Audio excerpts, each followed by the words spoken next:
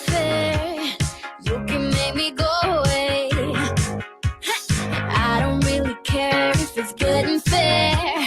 I just wanna love you, babe. You got me around your finger.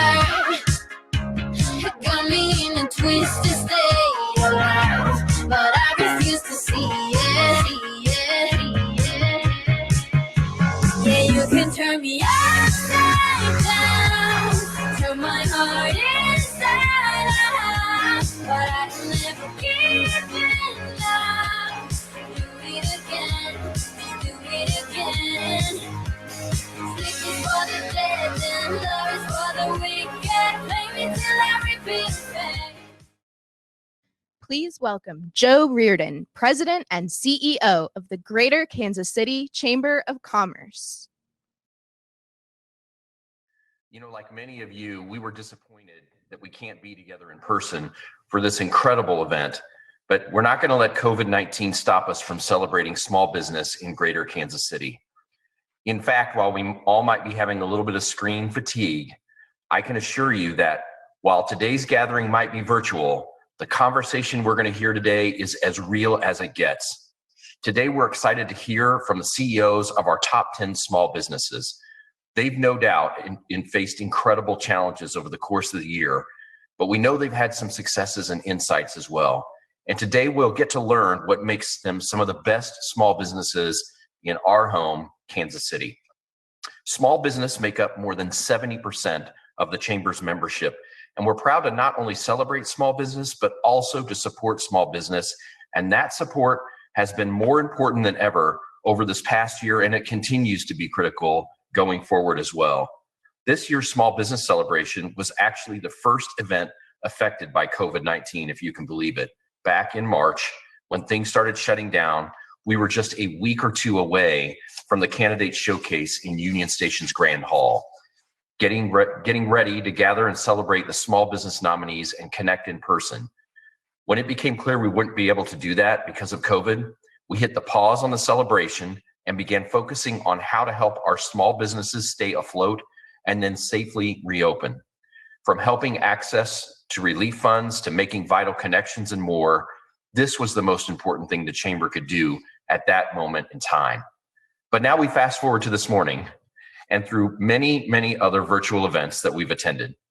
We are here not only to support small business, but to celebrate small business and to celebrate these top 10 small businesses in our Kansas City region.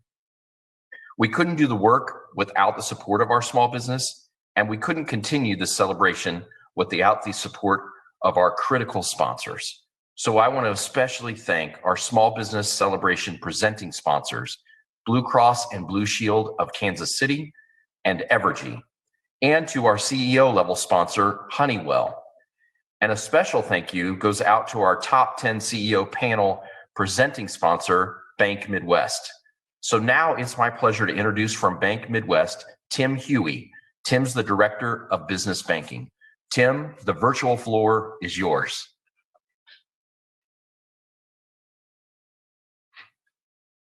Okay. All right, there we go. Sorry, technical difficulties. Thank you, Joe, and good morning. And thank you to each and every one of you for being with us today. I'm very pleased to be able to welcome all of you to the Top 10 CEO panel event. We at Bank Midwest are honored to be the presenting sponsor for today's event. We're excited to be here, and we hope you all are as excited as well. Small businesses play an integral part to the success of Kansas City. This is what makes our community strong and unique. They help our communities thrive. And right now, it's more important than ever to champion the small businesses in our communities. Supporting this event is meaningful to us because similar to the Chamber, we are committed to recognizing and supporting the small businesses in and around Kansas City. Our city depends on small businesses like yours to grow and thrive. And that's why we're grateful to be here.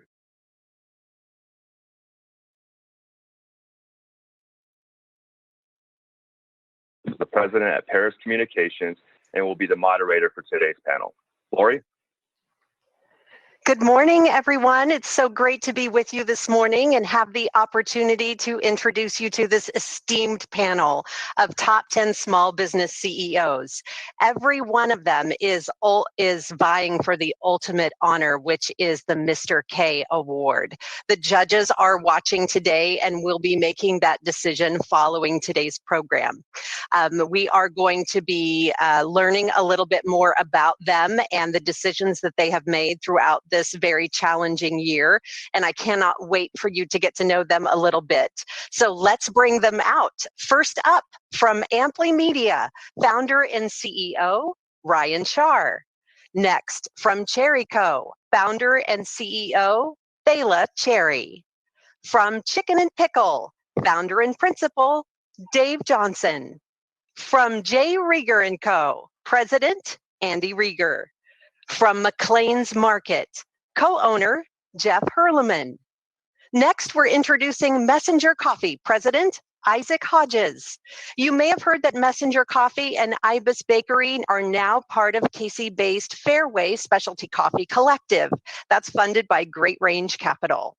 And now from Prairie Elder Care, please welcome co-founder, Mandy Shoemaker. From Pro Athlete, CEO, Andrew Dowis. From Signal Theory, co-CEO, Ali Mahaffey. And rounding out our top 10 from Traders Insurance, please welcome President and CEO, Mark Concannon. Welcome, everyone. We have a lot of ground to cover, 6 rounds, 8 minutes each, and only 90 minutes for our program today. So let's dive into our very first meaty topic. Nearly every industry had to pivot this year. As when the pandemic hit. So 3 companies from our top 10 had some pretty incredible stories that the judges were impressed with. And so we're going to invite Andy Rieger from J. Rieger, Jeff Hurleman from McLean's Market, and Ali Mahaffey from Signal Theory to share with our audience how they had to shift their game plan in order to survive the pandemic. Andy from J. Rieger, you are up first. Why don't you share your pivot story with the audience today? Sure. Thanks, Lori. So on a daily basis, we at our company, being a small business, we try to not only do what's best for us and our employees, but we have to be a part of the city and do what the city wants us to do. We're a national facing brand, and we always work diligently to bring media attention to Kansas City. And so it really benefits everybody with what we do. And so we're really trying to always do what we think is Kansas City and what we want people to see in Kansas City. We always hope that our actions, whether it's now or when it was before the pandemic, really lend itself to who we are as a company, and clearly illustrating that we're here for everybody in both good times and in the bad. Our mentality once COVID hit started with us really trying to protect our employees' jobs the first few days. And then it really shifted with our employees' help to really figuring out how we protect the entire city. So with our pivot, for those that don't know, we made a bunch of hand sanitizer because we were set up for it. So during that time, we saw how low society got, but we also saw how high society really was as well. And just seeing the extreme differences was something that was unlike any experience any of us could have ever had. We're not officially hand sanitizer producing company. We're a distillery. We make spirits, and we want to try to get back to that as much as we possibly can. But our entire team wanted to take on the challenge of becoming a hand sanitizer company to do what we all felt was best. So, did we crush it during COVID? Sure. We really just did what we felt was what the city needed at the time, what the region needed at the time, and what our entire team needed at the time. And so we just really wanted to step up to the plate, do what we felt was absolutely best. So from that, the judges sort of have seen a deeper impact as to what we really did, the numbers, the understanding of how it all unfolded. But for us, ultimately, the whole idea was just setting the tone for what the city should expect out of the small business community, and for what the entire country, when they look at Kansas City, should really be seeing as to how our small business community here in Kansas City really jumps forward and answers the beck and call to be the best representation of what we want the entire country to see as being Kansas City. Great survival story. So surprising to see so many restaurants crushing it during COVID, because we know they were so hard hit. I want to talk to Jeff now. Jeff, McLean's Market really had to do a lot of thinking on its feet when the pandemic hit. Why don't you tell the folks who are watching how you guys survived during that time and in the time since? Yeah, for sure. Overnight, we lost 40% of our revenue pretty much. And so it was pretty scary for the first couple of days, just trying to figure out how to, like Andy said, first of all, like keep people employed, keep our business running. And so we had some things set up unintentionally beforehand. We had a drive-through at one of our locations. We do online ordering. So a lot of that stuff, we just got to be more efficient at it. We had to close cafes or inside cafes, which pushed people to the drive-through. We opened a walk-up window at our Waldo store to keep our employees safe and our customers safe, so they didn't have to come inside. Our Lawrence store we had to close because of all the students left KU, and it's right on KU's campus, which we were just trying to figure out how to keep any revenue out there, and it just didn't work just through the first week of seeing the students leave. So we actually just reopened that back in August when the students came back. So really, like, our plan just kind of came as we took each day, and we pivoted to just focusing on being more efficient on online ordering and takeout orders, which we just became fast at it. We had to survive, and then just to keep our customers safe, just to put things in place where they didn't have to spend too much time inside if they had to at all. And then our employees at a distance from them as well, just with the protocols that the CDC and whatnot put in place. Yeah. Really incredible.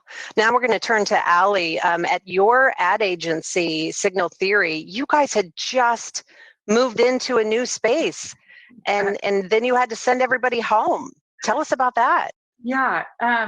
Yes, in our space, we can't wait to get back. It's just a beautiful new space, but absolutely our business has been affected. And for several months, it was really a waiting game to see what our clients were going to decide to do and how we could guide them. May and June were probably the most discouraging as we were looking forward to the end of 2020 and into 2021. It was very unpredictable.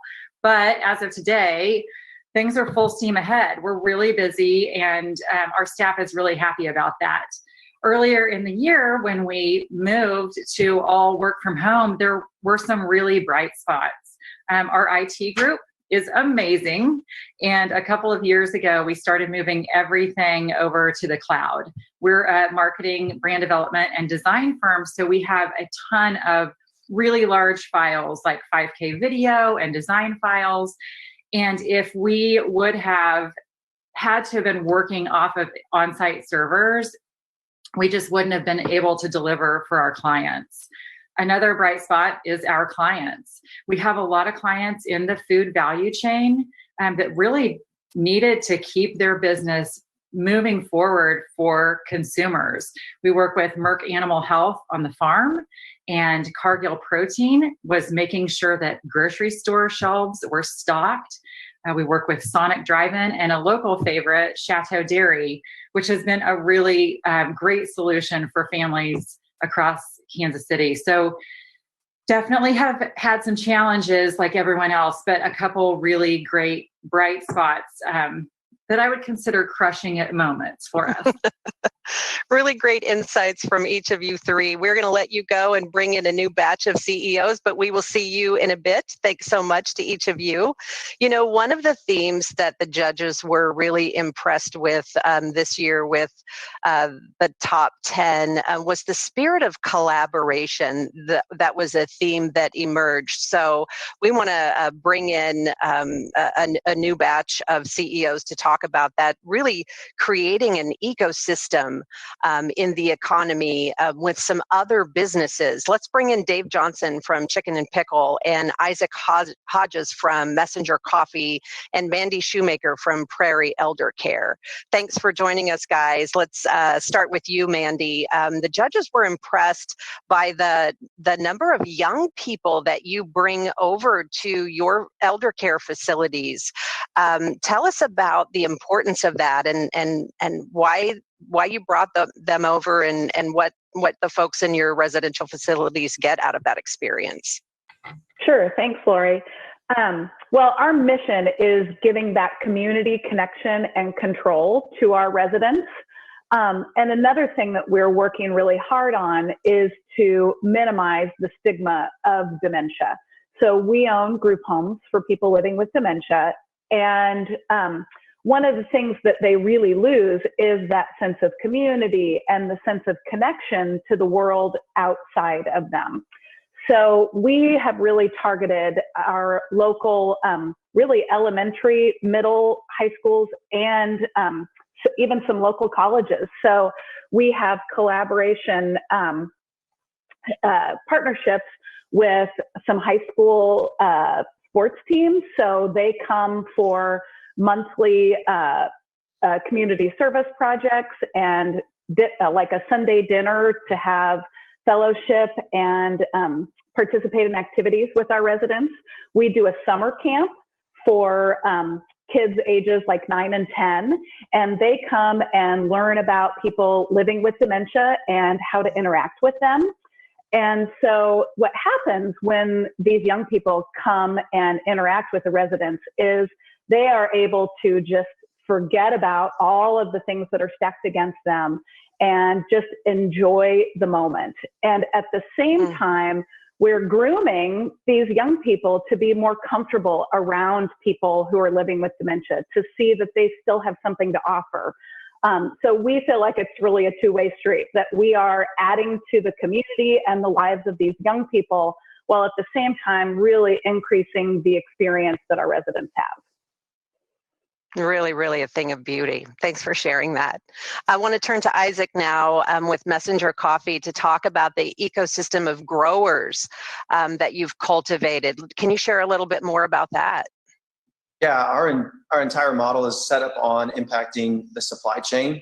And we've always stated from the very beginning that the quality doesn't come from us. It comes from the people who grew the product to start with. So farmers internationally on the coffee side, and grain growers here locally in the Midwest. And so the collaboration aspect of working from our perspective of using their products in the end result for the consumer has been really incredible, and it's changed the trajectory of growth from both IBIS and Messenger's standpoint. Whether it's impacting particular processing methods or experimentation or just quality control measures, I think we've grown a lot just professionally in our understanding of what the industry is right now currently and where it's heading to. And we are really excited about continuing to grow upon our relationship with farmers, both in the Midwest and internationally. And I think when we take what we've learned at the farms and we bring it internal, and then we go to our friends of Messenger or our partners in the wholesale world, or even our cafe staff, they're really just, they get to take it to the next level. And so we learn from our growers and producers, and in turn, we learn from the people on the other side of the supply chain by telling us what the consumer actually really wants, and they get to be a part of, actually carrying the message to the people, and we get to be a really important conduit in the process of taking the message back to the farmers and then carrying the message forward to the consumer. So collaboration is a spirit from the beginning, and if we weren't collaborative, I don't think we would be in the position we are today, and really looking forward to see how that gets to grow in our future. Love it. Let's turn to Dave now from Chicken and Pickle. Collaboration is also part of your business model. Can you talk about that? Let people who are tuned in today know a little bit more about you guys. Well, I try to set the tone for collaboration, which is critical at the top. And I think you do that in small ways that people see. One of the major things I like to do is I never say anybody works for me or for anybody. Everybody works with us. That sets the team up. And I will even correct people if they are running around saying, hey, Joe works for me, Steve works for me. No, we all work together. We're a team. We say that we're a family here, and you have to live that. And we try to do that. We say family's most important first at home. So if anybody has an activity, a kid's activity or whatever, we get together and we cover it. Go do your family at home first. Then come to this family. And we all pitch in together. We work as a team. We have multiple silos here. We have a pickleball facility. We have food. We have bars. We have outdoor games and all that. We need to get all those people working together so when the customers come in here, they feel an overall just fun environment. We like to say this is kind of the Cheers of up north. A lot of people come 2 to 3 times a week. And we think that's because they feel a team, they feel the spirits, and they feel us all working together. So I'm just setting the tone, and I've learned to hire great people with high energy and take care of your customers, treat your staff like family, and pretty good things happen in the business. Sounds great. Thanks to all of you. And we will let you go for now and bring in a new batch of CEOs and a new topic to discuss, but we will see all of you back here in just a minute. One of the favorite things that the judges really enjoyed hearing about from the top 10 this year were some of the amazing employee perks. So that's what we're going to turn our attention to now. And we have invited to talk about that Ali Mahaffey. We're going to bring her back from Signal Theory. She is going to be joined by Andrew Dowis from Pro Athlete, Ryan Shar from Amply Media, and Mark Concannon from Traders Insurance. We have 4 CEOs in this batch and only 8 minutes to discuss this topic. So let's get to it. I'm going to start now with Ali. Ali, the judges were really impressed with Signal Theory's thought that world travel is important, and you guys are encouraging that. Can you expand on that and anything else you want to share about your employee perks? Yeah, sure. So that is part of our sabbatical program that we implemented in 2019, that we give everyone 4 weeks off. You really need to disconnect. And with that, we're encouraging and paying for travel to get to other cultures, to see what else is in the world. We're in a creative industry, and that is really important to see, to get a different perspective and a different point of view. It really all came about, our sabbatical program came about when John January, my co-CEO, and I were the new leaders of Signal Theory in 2015. So we really wanted to get really a baseline of where we were from an employee happiness and satisfaction and engagement perspective. So we had all of our employees take the Gallup Employee Engagement Poll. We were really excited for the results. We got them back, and I cried because we were in the 35th percentile in the nation of companies from an employee engagement standpoint. 65% of companies were doing better than we were, and we knew we had to get to work. So that's when we really revamped everything and added a ton of perks, but also added a connected manager program. We know that people are when they have not a great manager, they don't have a great experience. So we went through a full connected manager program, helping managers learn how to be good managers, and that has helped so much. In 2018, we have taken the Gallup poll every year, and in 2018, we were at the 96th percentile, which made us so very happy. Along with that came increased revenue and increased profitability. So it's a really, really great program. That is awesome. That's great. I'm going to turn to Ryan now from Amply Media. Ryan, can you talk about some of the more unique benefits that you offer to your employees? Sure. Yeah. So one of them is we give everyone unlimited time off, which probably sounds kind of crazy to a lot of people, but we've been doing it for a long time and it's been really successful. So, what it does is it shows that we trust our folks to, utilize that benefit as they want, and to really be able to balance their work and life and personal lives and that kind of thing. And it really motivates them to work hard for us and trust us in return. So that's one of the big ones we do. We focus a lot on culture. We know that our people are what make us successful. And so we actually have a culture club made up of about 5 to 7 people across the business that come up with fun ideas to keep people engaged and connected with each other. So some of the recent ones we've done, we did a virtual horse races where we broke into teams and trained horses and then raced them against each other virtually, which was a lot of fun. We're doing a virtual poker tournament. We've done virtual happy hours and things like that. So we try to have a lot of fun and keep people engaged and connected with each other as best we can. That sounds like it. Let's turn now to Mark from Traders Insurance. Tell us about your culture there, Mark. Yeah, well, what we are is we're an insurance company that specializes in car insurance, but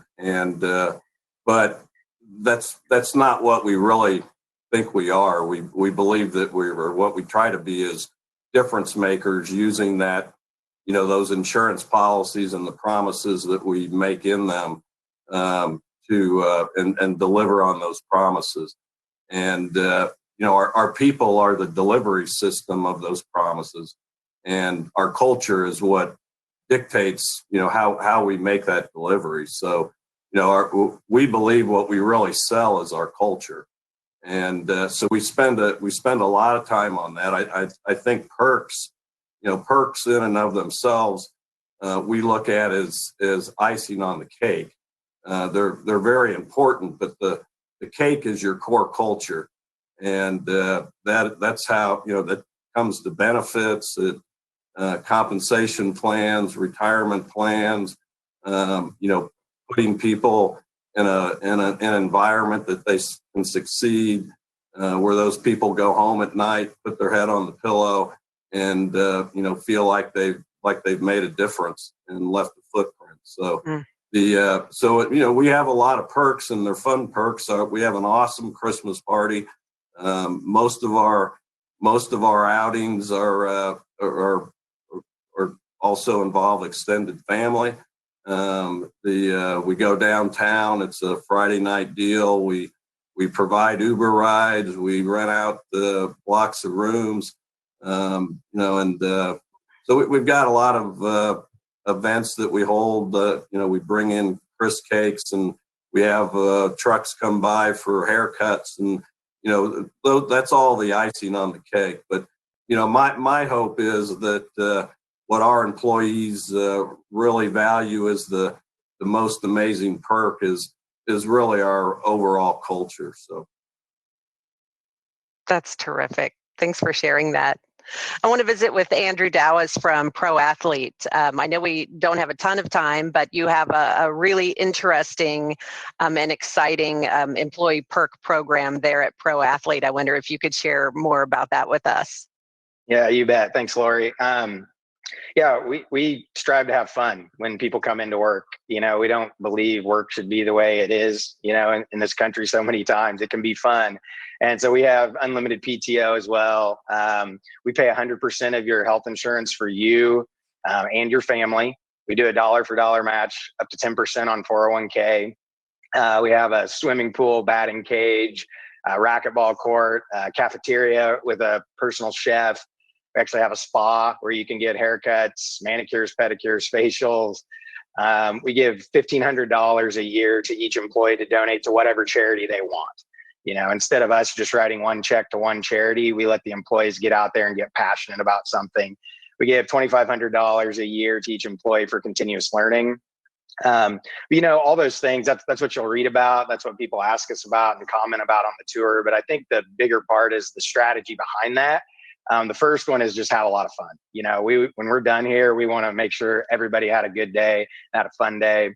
And then the other thing is, if you think about it, family first is one of our core values. So we've got, all these hours in a week that you're trying to do your job, trying to balance your family life and everything like that. So do those things that might take you away from your family here at work. You need to get a workout in, but you don't have time. You got to go to your kid's baseball game. Don't you dare miss that baseball game. Get that haircut here, or get that workout here, get the massage here, eat here, whatever those things are, because when you get home, we want you to be the best version of yourself there in whatever capacity that is. So while we talk about all the perks and all the crazy fun things that we do, I think it's really the strategy behind it. And that starts, with our founders, Wes and Judy Hedrick, who started that foundation back in 1987. And we've just tried to carry it on every day since. That is terrific. Well, each of you have definitely buried the happiness index needle at each one of your places of employment, and it was a joy to learn about those. And I know the judges were really interested in that as well. Thanks for sharing your stories. Andrew, I'm going to ask you to stick around for the next question, but the rest of you, we'll let you go for now. We're going to bring in Thela Cherry from Cherry Co. and bring back Mandy Shoemaker for this next theme, which is diversity, equity, and inclusion. And that is a theme that was really important to the judges this year. And they highly scrutinized each one of the applications that came in this year for the small business and for the Mr. K Award. And each one of the organizations represented here especially impressed the judges. And so I wanted to share with those who are watching, starting with Mandy, the importance of diversity within your organization. Mandy, can you talk about sort of your business model, your philosophy with the organization, share with the audience why this was important to you? Well, as a women-owned business, my co-founder is my sister-in-law, Michaela, and we set out to ensure that the people who work at Prairie Elder Care are set up for success. Inherently in the work that we do in senior care, there's a pretty high level of diversity in our workforce, but there has really been a lack industry-wide in the focus on the diversity, equity, inclusion stance. And so we are really focused on ensuring that our policies and procedures are in line with making everyone who works at Prairie Elder Care feel safe and welcome when they come to work. We have people that come from a variety of cultures who may have recently just emigrated to the United States, to lots of single moms. We have probably the majority of our workforce are single moms. And one of the things that we've worked really hard to take into account is that life is not always easy. And we want people to know that we're here to set them up for success. And we look at what are the barriers that sometimes get in the way of them being successful. Transportation. Since we opened, we drive people to work in the winter. We have a lot of people that work for us who have recently come from Africa, and they have never driven in the snow. So we go pick them up and bring them to work. It might be 6 o'clock in the morning.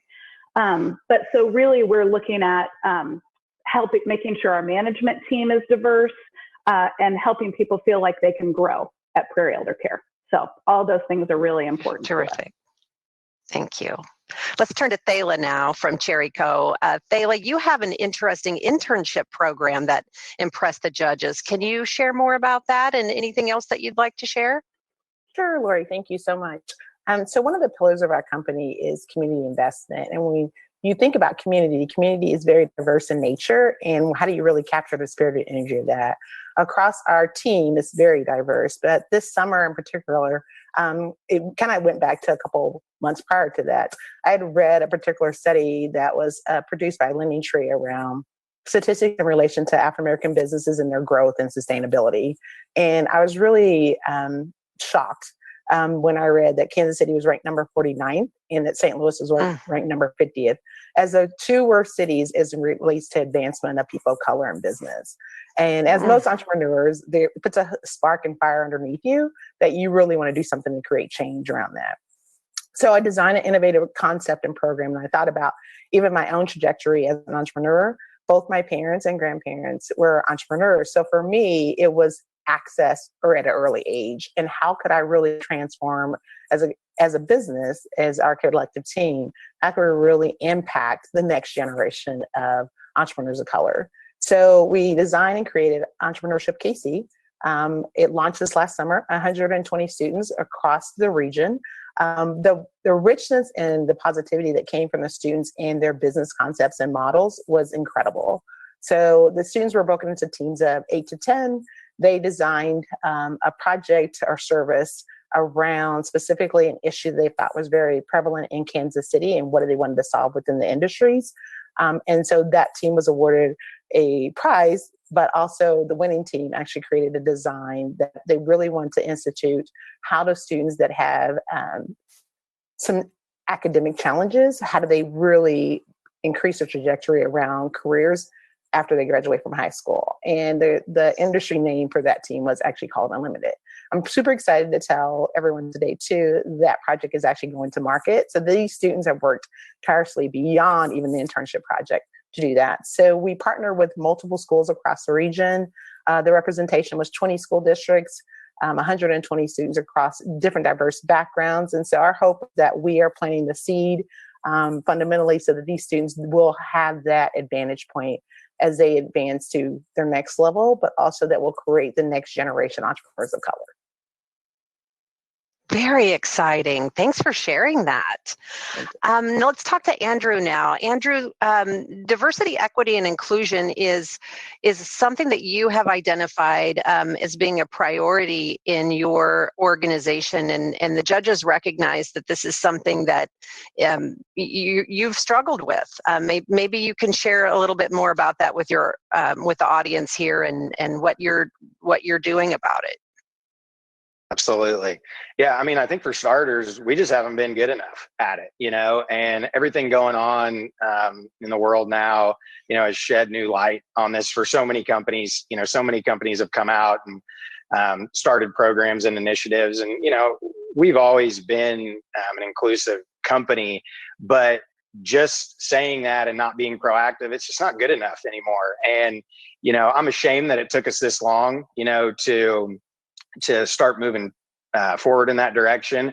But, we've always been in the baseball industry, and I think we all know there's not a lot of diversity in the game of baseball. And typically a lot of the applicants that we get are former baseball players. The first thing everybody who applies here says is, "Oh, I played this sport," or, "Oh, I didn't play any sports. Can I still work for you?" and things like that. So, and obviously you don't have to have played sports to work here, but so we get a lot of athletes, former baseball players. And so our candidate pool, we noticed, just wasn't diverse a few years back, and started trying to educate ourselves on how we could be better, what programs we can put into place.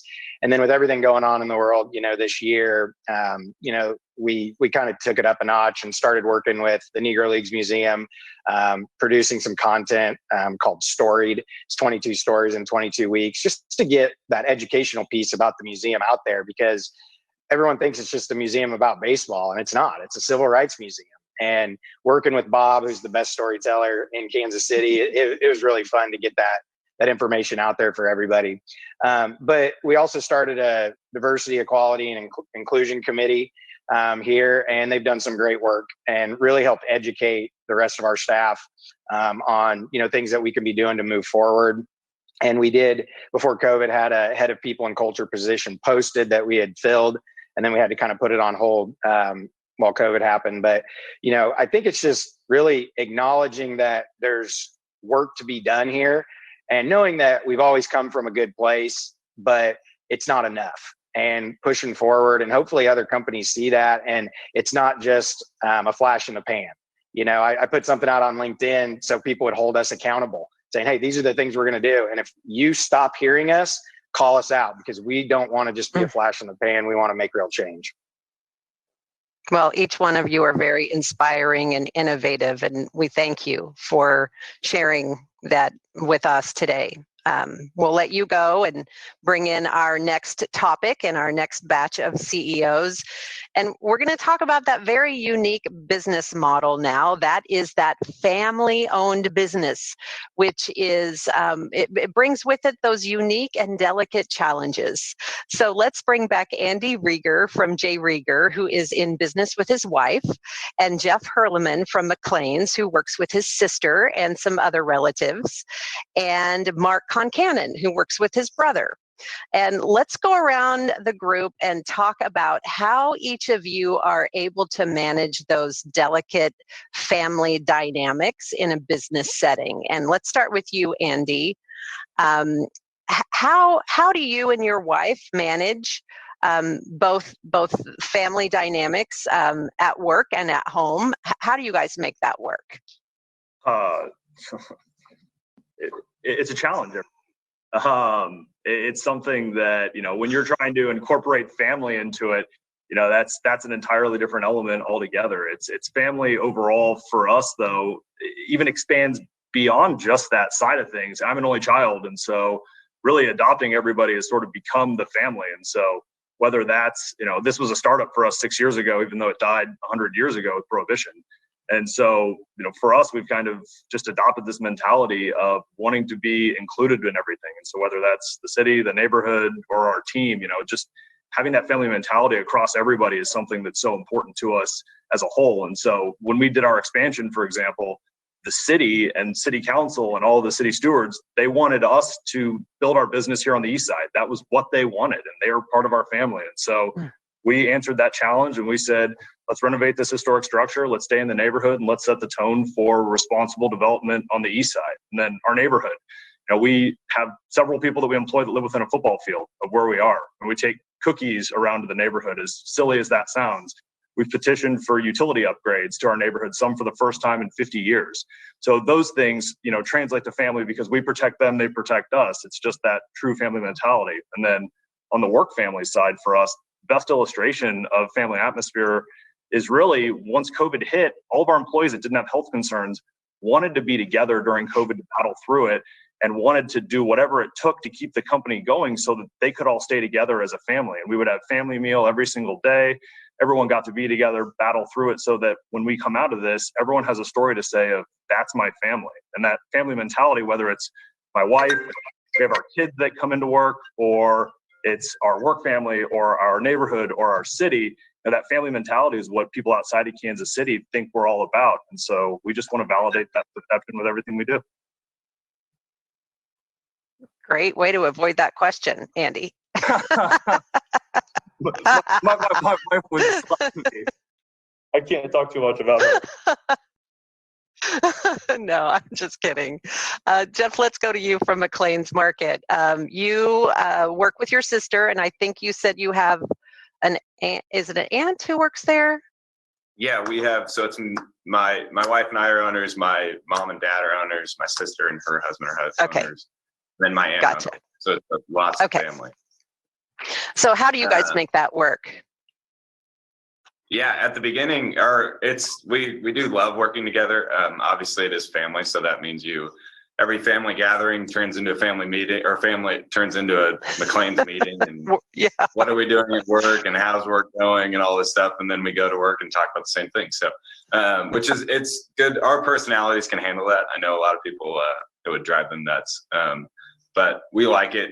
We get along very well. At the beginning, it was really convenient. When we were just one location, we could just call in the family on a Saturday, on a Friday morning, or a Sunday morning when it was busy, just get everyone in and behind the counter, and which was great.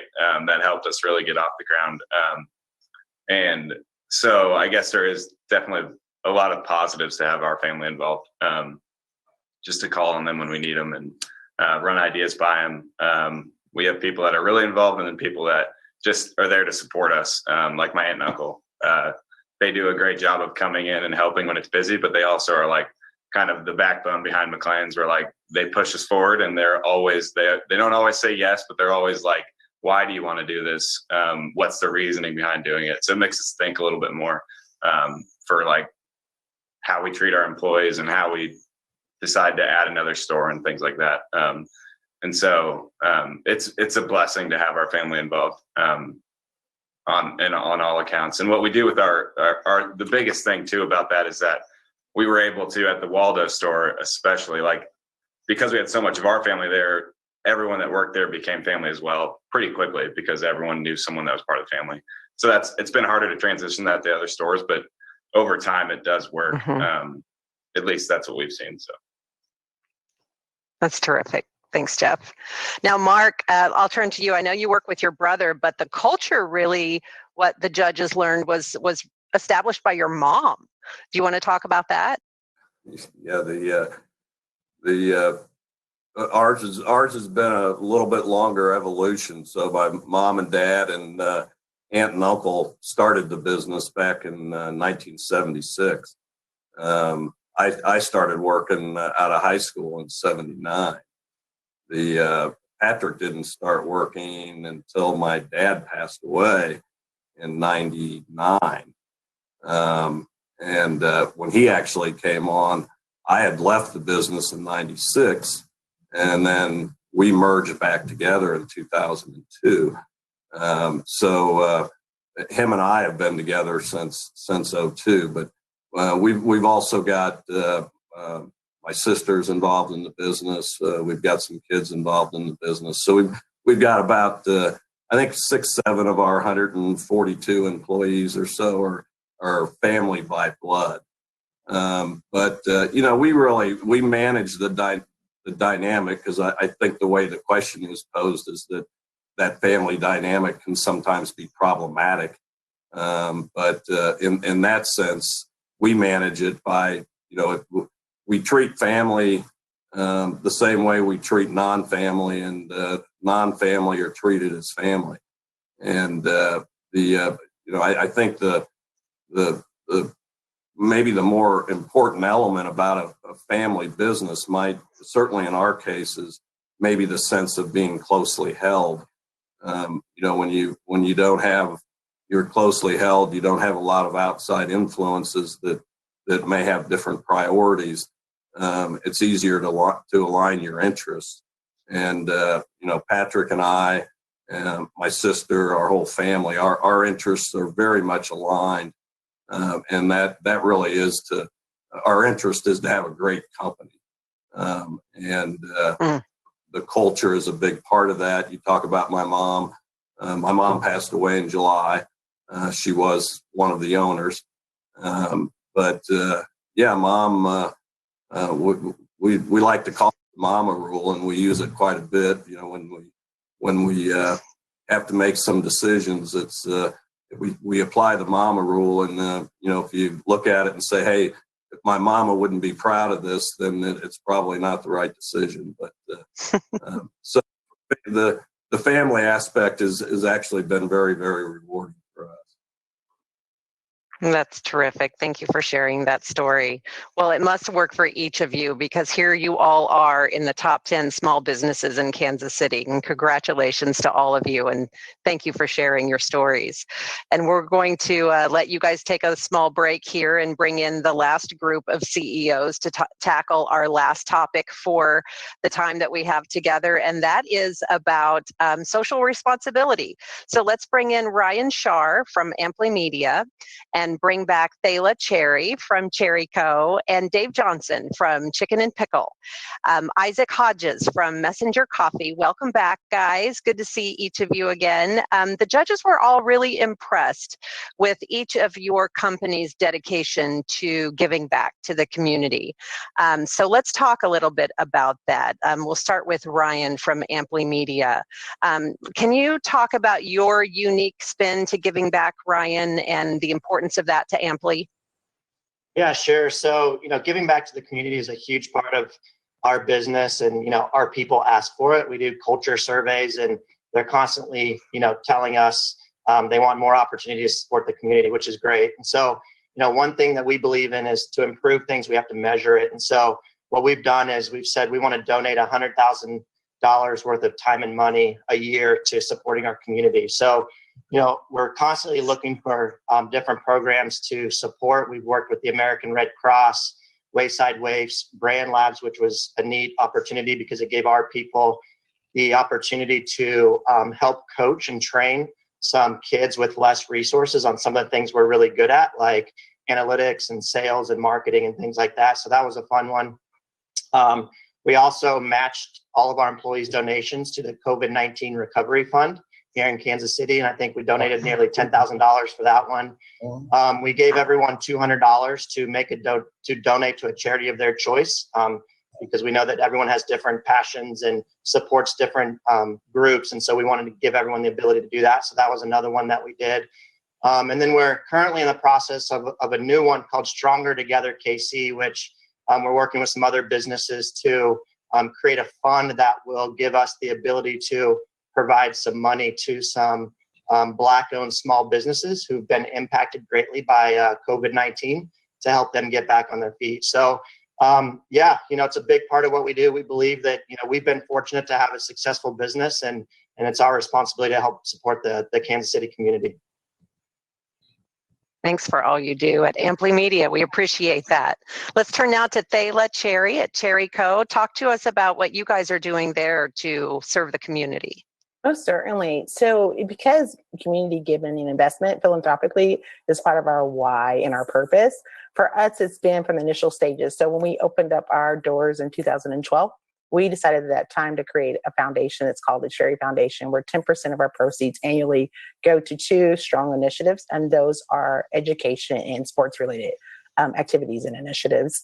And so for that, we really partner with a multitude of different organizations across the metropolitan area.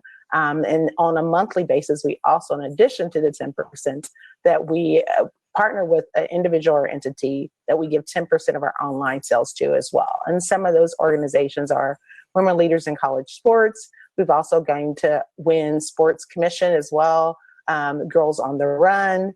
There is a theme there. Those a lot of the women supported organizations as well. And so we also host an annual girls conference that's called So You Want a Career in Athletics, to really expose young women to different career paths and trajectories within the sports space.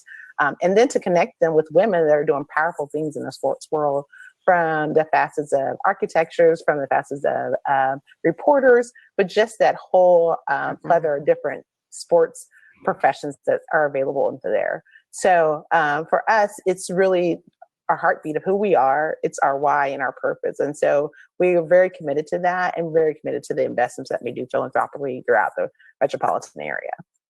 Love that. Thanks, Thela. Okay, Dave, Chicken and Pickle, you guys do a lot of community events there at your facility. Can you talk to us about why charitable giving is so important to Chicken and Pickle? The charitable aspect of our business is our DNA. We're involved in over 200 charities. This month is breast cancer awareness, and we lead all of it by Our Hearts Are Local. It is so much a part of our business that I actually hired a person full-time to do civic and charitable. She does a lot of other things now, but to coordinate all of it. We pride ourselves in hardly ever saying no. We don't always write a check, but we'll do give backs, we'll do events here, we'll go bring things to golf tournaments. We pride ourselves in supporting other people's events. We are big in Nick and Jake's golf tournament and Ron Cherry's event and things like that. So we partner with everybody.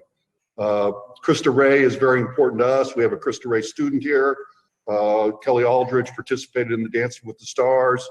We think that's a fabulous organization. We are pet friendly here. That's part of our DNA. So Wayside Waves, we have Wayside Wednesdays pre-COVID. Every Wednesday, we're doing a little bit less of those. We love Wayside Waves. My wife's been chairman of the board there. We partnered with all the local churches, Hillsong, Core, Vineyard, and we have events here. So we've this year given away over $250,000. We've done over 10,000 meals. We've delivered it to North Kansas City Hospital, North Kansas City Police Department, all the places around here. We're doing that in our other stores. We think by doing good there, it's also good for us. Gets a lot of events here, brings people here. I remember having a charity event when we first started this, and there was 150 people here on a Saturday morning at 10 o'clock when it was 10 degrees out. And they wouldn't have come here if it hadn't been for the charity event. I walked around during it, and 20 or 30 of them came up and said, "Thanks for doing this for our charity. We've never been here. We're coming back." So doing this has just been our DNA, and it's been an absolute blessing for us. And I'm fortunate to give back and to do it through Chicken and Pickle, where we can do it for that many organizations, is just a really special thing. That's great. Thanks, Dave. Now let's turn to Isaac from Messenger Coffee. Saying no is something that you don't do also. When somebody comes to you and asks for help, you are also one to say yes. So talk to us about your philosophy. Well, coffee is it's a friendly thing. It's a community thing, and it's really fun and easy to give away coffee. a lot of times we just get asked to support, by providing coffee at an event or standing there and giving away pastries or whatever it is. And that's a very community thing. It's very relational. And that's kind of been a cornerstone to who we are from the very beginning. We've made it a big part of our business structure to give back. 10% of our coffee purchases go back to farmers. And so that like thread throughout all of our even purchasing ties us to a theme of giving. And so we know that giving makes a fundamental and infrastructural impact with farmers. It changes their lives, their employees' lives, and their communities' lives.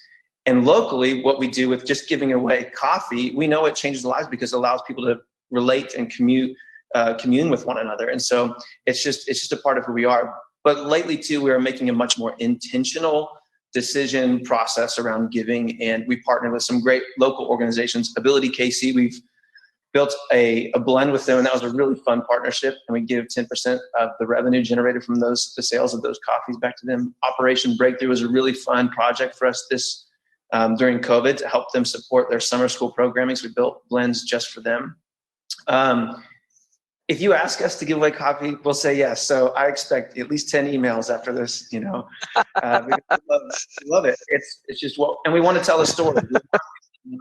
Where coffee comes from, where pastry comes from. And there's just much more to the story than just the product itself. It's about the relationship. And we just know that we have to play a pivotal role in being a small business here in Kansas City in the Crossroads area. And giving is just the best way to start that process. For sure. Well, the secret is out now, for sure. Well, thank you to each of you for your generosity. And we're going to bring back now all of the other CEOs. It has been so much fun getting to know each of you. And I know the audience has enjoyed getting to know each of you as well. We want to give each of you a virtual ovation for making it to the top 10.